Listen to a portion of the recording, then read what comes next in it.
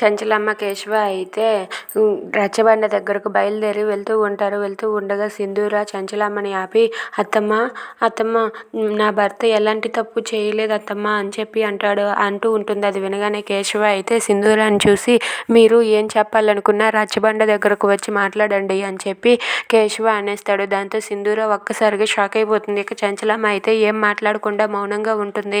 అది చూసి సింధూర అయితే, అది కాదు అత్తయ్య, ఒక్కసారి చెప్పేది వినండి. చంటి ఎలాంటి దొంగతనం చేయలేదు. వీళ్ళే ఏదో చేసి అతని మీద దొంగ అనే నింద వేశారు అత్తయ్య. ప్లీజ్ అత్తయ్య, చెప్పేది వినండి అని అంటూ ఉంటుంది.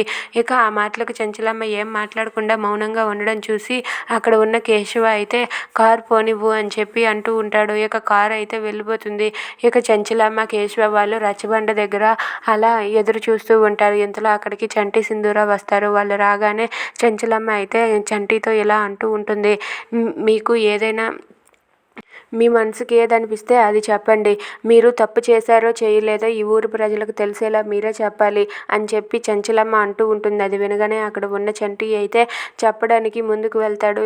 ఇదంతా చూసి అక్కడ ఉన్న సింధూర అయితే కంగారు పడుతూ ఉంటుంది. నా భర్త ఎలాంటి తప్పు చేయలేదు, నా భర్త అసలు దొంగే కాదని చెప్పి తన మనసులో అనుకుంటూ ఉంటుంది. ఇక చంటి అయితే నిజం చెప్పడానికి ముందుకు వెళ్తూ ఉంటాడు. ఇదంతా చూసి చంచలమ్మ అయితే చంటికి శిక్ష పడకుండా ఆపాలని చంచలమ్మ తన మనసులో అనుకుంటూ ఉంటుంది. Thanks for watching friends. Please subscribe our channel. Thank you.